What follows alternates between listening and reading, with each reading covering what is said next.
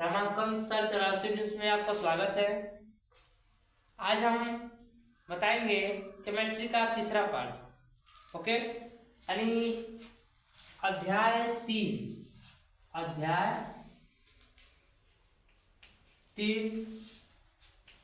धातु तथा अधातु। क्या? धातु तथा अधातु। धातु तथा अधातु।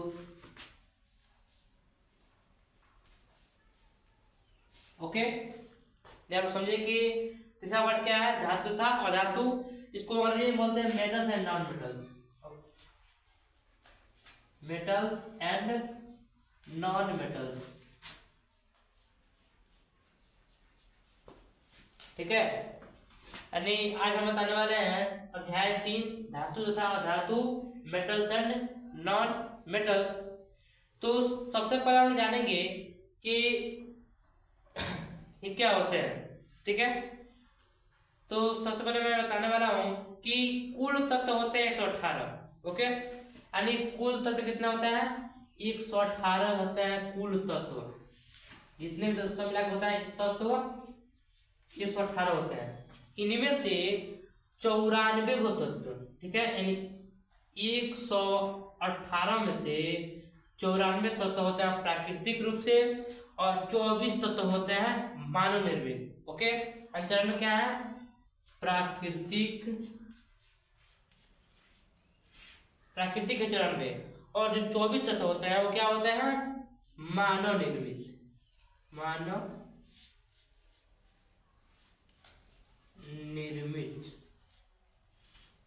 ओके, अब आप लोग जानेंगे कि 118 तत्व में से कितने धातु होते हैं, कितने उपधातु होते हैं और कितने अधातु होते हैं। ठीक है, तो अब 118 में क्या होता है? 94 होता है प्राकृतिक और 24 होता है मानव निर्मित। एंड अब देखिए, अब 118 तत्व में से 91 तत्व कितना होता है? धातु होता है। 91 तत्व क्या होता है? धातु। यानी 118 तत्व में से 91 तत्व क्या होता है? धातु होता है। ठीक है, और 91 तत्व कितना होता है? धातु होता है। एंड 7 उपधातु होता है। 7 तत्व क्या होता है? उपधातु। 91 धातु होता है और 7 कितना होता है? उपधातु। 91 में 7 कितना हो गया? 98। 2 ये और 18 हो, यानी 20 तत्व कितना होंगे? यानी जो 20 तत्व बचते हैं वो क्या होते हैं? अधातु होते हैं। ठीक है, और तीनों को जोड़ दिया जाए, 20 के साथ कितना हो जाएगा? 27, 1 28 और 90 कितना हो जाएगा?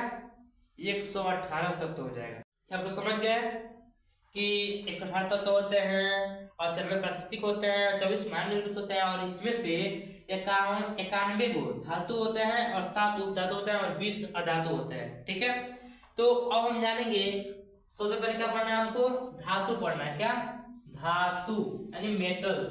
यानी मेटल्स के बारे में अब हम जानेंगे कि मेटल्स क्या है। What is metals? तो देखिए मैं बता रहा हूँ मेटल का परिभाषा, यानी धातु का परिभाषा। धातु क्या है? धातु क्या है? तो धातु को हम लोग अंग्रेजी में बोलते हैं मेटल्स। अंग्रेजी में क्या बोलते हैं? Metals, METALS, metals. तो धातु क्या है? तो धातु वे होते हैं जिनमें ऊष्मा तथा विद्युत धारा प्रवाहित होती है और ये आघात वर्धनीय तथा तन्य होते हैं। ठीक है, उन्हें बोलते हैं हम धातु। एग्जाम्पल पर क्या हो गया? एग्जाम्पल हो गया से तांबा, सोना, चांदी, यानी आदि। ठीक है, ये क्या हो गए? धातु हो गए। ओके, यानी आप धातु समझ गए। मैं एक बार और दोहरा रहा हूं, ठीक है, ध्यान से समझिएगा। धातु वे होते हैं जिनमें ऊष्मा तथा विद्युत धारा प्रवाहित होती है और यह धातुवर्धनीय होते हैं और तन्य होते हैं। ओके, और उसे बोलते हैं धातु। ये तो धातु का परिभाषा हो गया, लेकिन इसका एक और परिभाषा है, यानी अथवा कर बोल सकते हैं, अथवा करके इस परिभाषा को भी बोल सकते हैं कि इस परिभाषा क्या होता है, अथवा। इससे धातु का एक और परिभाषा मैं बताने जा रहा हूं, देखिए सुनिए ध्यान से कि धातु वे होते हैं जो इलेक्ट्रॉन त्याग कर धनायन बनाते हैं। क्या वो बोलते हैं, धातु जो इलेक्ट्रॉन त्याग कर धन आयन बनाते हैं उसे बोलते हैं धातु। देखिए धन आयन को कैटायन बोलते हैं, धन आयन को कैटायन बोलते हैं। क्या, कैटायन। इसको धन आयन बोलिए या कैटायन बोलिए, बात सेम। ओके, यानी जो धातु वे होते हैं जो इलेक्ट्रॉन त्याग कर धन आयन बनाते हैं, ठीक है, उन्हें बोलते हैं हम धातु। देखिए तो इसको समझाने के लिए मैं बता रहा हूँ इलेक्ट्रॉनिक विन्यास। क्या, इलेक्ट्रॉनिक विन्यास, ये इलेक्ट्रॉनिक विन्यास है। ओके, इसमें क्या होता है, जो पहला वाला गोला है, जो पहला वाला तो उसमें हम भरते हैं 2 विन्यास। ओके, और दूसरा वाले में 8 विन्यास, तीसरा वाला में 18 विन्यास। लेकिन ये नहीं है 2 तो फिक्स है इतना भरना है, इलेक्ट्रॉन त्याग कर भरे या ग्रहण कर भरे। ओके, तो और जो तीसरा होता है 18, इसमें अगर कल अष्टक पूरा कर देंगे तो भी चलेगा। ठीक है, यानी कल अष्टक पूरा करना होता है, कितना, अष्टक। तो हम इसके एग्जाम्पल हर ले लीजिए, यने। क्या, यने लिया है, यने। तो इसका होता है परमाणु क्रमांक होता है इसका 11। कितना होता है, 11 होता है। ओके, तो इस 11 को इसमें हमको भरना है। ओके, तो पहले हम क्या भरेंगे, 2 विन्यास। 2 विन्यास यहाँ पे हम लोग यहाँ पे विन्यास में 2 हम लोग यहाँ भर दिए और 8 इसमें भरना है। तो 1 2 3 4 5 6 7 8, ठीक है, 2 यहाँ भरे और 8 यहाँ भरे, तो 8 2 कितना हो गया, 10। अब कितना भरना हमको, तो भरना है 11। तो क्या करेंगे हम, ठीक है, तो मैंने पहले बताया जो इलेक्ट्रॉन त्याग कर, यानी जो Na है वो क्या कर रहा है, यहाँ पे अगर हम Na plus E minus, okay, इसका मतलब होता है कि जो इलेक्ट्रॉन है उसे इलेक्ट्रॉन त्याग रहा है। क्या कर रहा है, त्याग रहा है। जैसे ये है Na कितना होता है, 11 होता है, यहाँ पे 10 ही मैंने भर पाया, तो ये कुछ हम त्याग देंगे, यानी छोड़ देंगे, यहाँ तो इसको तो हटा देंगे। ओके, तो यानी Na प्लस इलेक्ट्रॉन माइनस, यहाँ पे अगर 2 त्यागना होता है यहाँ पे 2 लिख देते, 3 त्यागना होता है यहाँ पे इसको 3 लिख देते, या क्या बस 1 त्याग रहा है, इसलिए इस पे लिखने की जरूरत नहीं है क्योंकि ये छिपा रहता है। ठीक है, यानी कितना है, ये कितने इलेक्ट्रॉन है, 1 इलेक्ट्रॉन, यानी ये 1 इलेक्ट्रॉन त्याग दे रहा है, जिसे बोलते हैं हम धातु, यानी इसके एक और परिभाषा के अनुसार। ओके, तो मुझे आशा है आप लोग ये समझ चुके होंगे। अब हम लोग आगे बढ़ते हैं। एक बात और कि सबसे ज्यादा यानी सर्वाधिक पाया जाने वाला धातु क्या है, तो एल्युमिनियम है।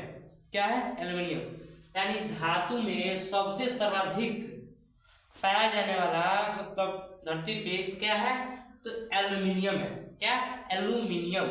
ओके, यानी अब चलते हैं आगे अधातु पे। किस पे, अधातु, यानी ये हो गया धातु हम लोग पढ़ चुके हैं। अब चलते हैं हम लोग अधातु, यानी अधातु क्या है, यानी नॉन मेटल्स क्या है, तो भी सेम ऐसा ही है। ठीक है, बता रहा हूँ, सेम नहीं है लेकिन कुछ देखिए। तो अब हम जानेंगे अधातु। अधातु व्हाट इज नॉन मेटल्स, इसको अंग्रेजी में बोलते हैं नॉन मेटल्स। क्या, non metals, METLS। Okay, non metals, यानी कोई अगर आपसे पूछ दे कि व्हाट इज नॉन मेटल्स, यानी अधातु क्या है, तो आप क्या बताएंगे, तो देखिए ध्यान से सुनिएगा, समझिएगा। अधातु, तो इसका डिफिनेशन समझिए आप लोग, बताने। देखिए अधातु वे होते हैं जो यानी जिनमें ऊष्मा तथा विद्युत धारा प्रवाहित नहीं होती है और ये न ही आघातवर्धनीय होते हैं और न ही तन्य होते हैं, उन्हें बोलते हैं हम अधातु। समझ में आया? देखिए एक मैं फिर दोहरा रहा हूं, ठीक है, कि अधातु वे होते हैं जिनमें न ही ऊष्मा होती है और न ही विद्युत धारा प्रवाहित होती है, ठीक है, और न ही ये आघातवर्धनीय होते हैं और न ही तन्य होते हैं, उसे बोलते हैं हम अधातु यानी नॉन मेटल्स। अब जानेंगे जैसे में, क्या जैसे में, जैसे मान लीजिए कार्बन हो गया, कार्बन क्या है? अधातु है। सल्फर हो गया, सल्फर भी क्या है? अधातु है। फास्फोरस हो गया, ये क्या है? ये अधातु है। ओके, यानी carbon, sulphur, phosphorus. Okay, phosphorus हो गया, ठीक है। ये क्या है? अधातु का उदाहरण है, एग्जाम्पल, ठीक है। इसका हमने एक परिभाषा पढ़ लिया, इसका भी एक और परिभाषा होता है, ठीक है, यानी अथवा। ध्यान सुनिएगा इसको भी और समझिएगा। अधातु क्या है? देखिए, अधातु वे हैं जो इलेक्ट्रॉन ग्रहण करके, यानी अधातु वे हैं जो इलेक्ट्रॉन ग्रहण करके ऋणायन बनाते हैं। यानी ऋणायन को हम बोलते हैं एनायन से। ऋणायन क्या बोलते हैं हम? एनायन ही बोलते हैं, एनायन। जैसे धन आयन को बोल रहे थे कैटायन, वैसे ही ऋण आयन को बोलते हैं एनायन। ओके, और उसमें क्या था कि इलेक्ट्रॉन त्याग कर वो लोग धनायन बना रहे थे, और ये है इलेक्ट्रॉन ग्रहण करके ऋण आयन बना रहा है, ठीक है। तो देखिए, ये कार्बन, सल्फर, फास्फोरस, तो इसका उदाहरण हो गया। अब देखिए, अथवा मैंने क्या बताया अधातु का, कि अधातु वे होते हैं जो इलेक्ट्रॉन ग्रहण करके ऋण आयन बनाते हैं, यानी एनायन बनाते हैं, उन्हें बोलते हैं हम अधातु। और ये क्या होते हैं? इन्हें ऋण विद्युति भी कहते हैं, और उसमें क्या था? उसमें हम कहते थे धन विद्युति, इसको बोलते हैं ऋण विद्युति। ओके, यानी ये हो गया अधातु, क्योंकि ये क्या करते हैं? इलेक्ट्रॉन ग्रहण करके ऋण आयन बनाते हैं, इसलिए बोलते हैं इनको अधातु। मान लीजिए एग्जाम्पल में, जैसे में हो गया कार्बन, ठीक है, इसका परमाणु क्रमांक होता है कितना होता है? 6 होता है, 6 होता है इसका परमाणु क्रमांक। तो हमको मैंने बताया था कि धातु में क्यों इलेक्ट्रॉन ग्रहण करके नहीं त्याग करके धनायन बनाते हैं, और जो अधातु होते हैं वो इलेक्ट्रॉन ग्रहण करके ऋण आयन बनाते हैं, यानी अपने पे कर्जा ले लेते हैं, ठीक है, यानी वो ऋण हो जाते हैं, ठीक है। तो क्या हो जाएगा? कार्बन 6 है, मान लीजिए इलेक्ट्रॉन विन्यास हो गया। ओके, तो परमाणु ये 6 है, तो परमाणु 2 भर देंगे, 2 खत्म हो गया, कितना बचा? 4 बचा है। जब 6 में से 2 निकल गया, कितना बचेगा? 4 बचेगा। तो 4 हम इसमें भर देंगे, 1 2 3 4। लेकिन अभी इसको अष्टक पूरा करने के लिए 4 की जरूरत पड़ रही है, तो क्या कर रहा है? अगर जो कार्बन है वो 4 इलेक्ट्रॉन अगर ऋण ले लेगा, यानी कर्जा में ले लेगा, तो क्या जाएगा? तब क्या होगा? वो जब 4 इलेक्ट्रॉन वो ऋण लेगा तब जाके ये अष्टक पूरा हो पाएगा। यानी ये ऋण ले रहा है, तब क्या कर रहा है? ये 4 और पूरा कर दे रहा है, तो क्या हो जाएगा? यह एक अधातु हो जाएगा, ठीक है। यानी उसे बोलते हैं हम अधातु, नॉन मेटल्स। समझ में आया? तो अधातु पढ़ लिए, धातु पढ़ लिए, ठीक है। अधातु को दोनों परिभाषा आप लोग जान चुके हैं। अब चलिए आगे चलते हैं। एक बात और, इसमें अधातु में सबसे सर्वाधिक पाया जाने वाला क्या है? यहाँ पे ऑक्सीजन है। क्या है? ऑक्सीजन, यानी एग्जाम्पल ऑक्सीजन।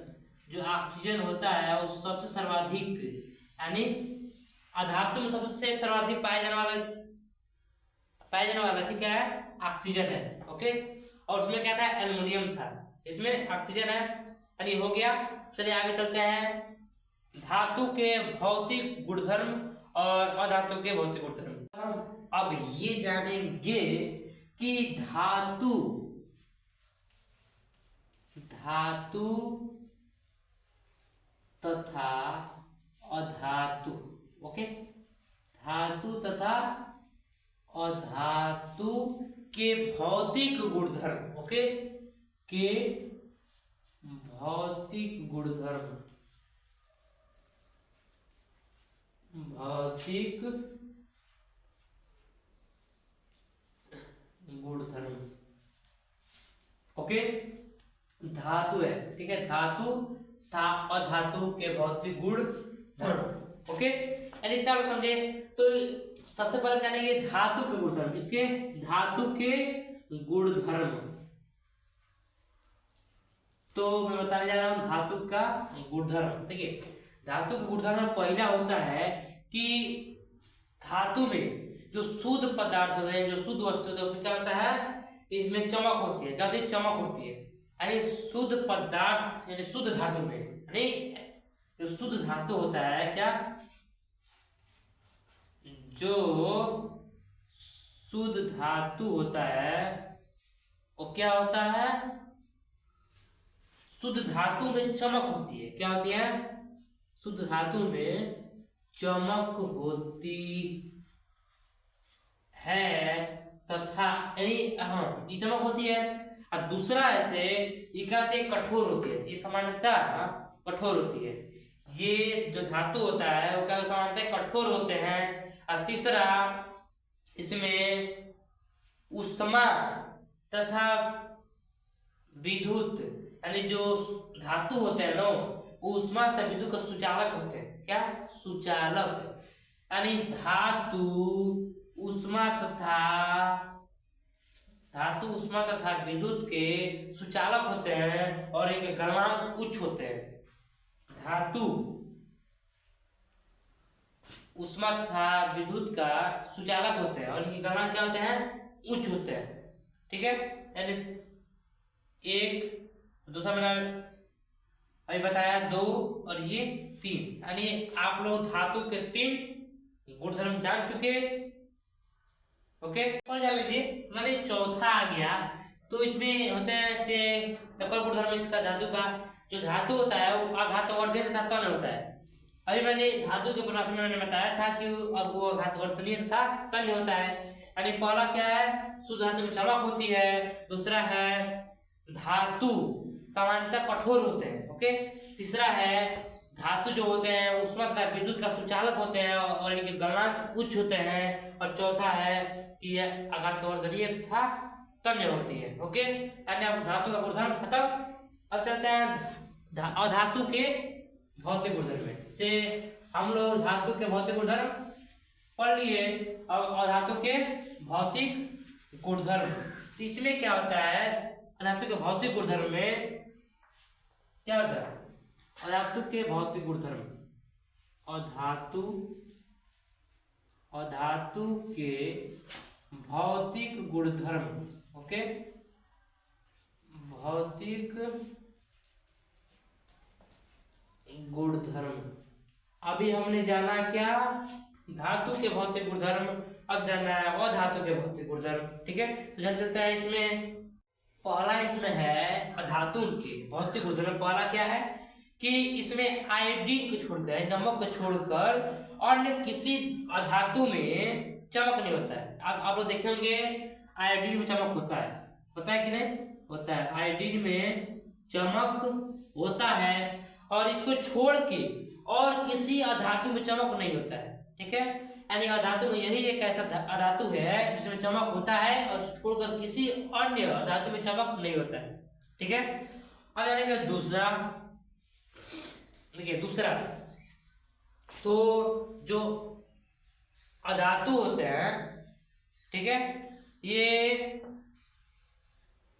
अघातवर्धनीय नहीं होते हैं और तन्य भी नहीं होते हैं। ठीक है, और तीसरा, इसमें सामान्यतः ग्रेफाइट को छोड़कर इसमें बस एक ग्रेफाइट ही है, जो ग्रेफाइट, ये जो ग्रेफाइट है ना, ये विद्युत का सुचालक होता है। विद्युत का सुचालक होता है। क्या? विद्युत सुचालक, विद्युत सुचालक होता है। और कोई ऐसा धातु नहीं है जो विद्युत का सुचालक होता हो। ठीक है, यानी ग्रेफाइट को छोड़कर अन्य सभी अधातु क्या है, विद्युत का कुचालक होते हैं, यानी उस वक्त विद्युत क्या होता है, कुचालक होते हैं। ये क्या होता है, सुचालक नहीं होते हैं। केवल एक ग्रेफाइट एक ऐसा धातु है जो क्या होता है, विद्युत का सुचालक होता है। ठीक है, आप लोग अधातु के भौतिक गुणधर्म भी पढ़ चुके और अधातु के और धातु के भी भौतिक गुणधर्म पढ़ चुके हैं। अब इसमें का शेष भाग आप लोगों को अगले पार्ट में मिलेगा। ये जो पार्ट है वो 2 भागों में है। ठीक है।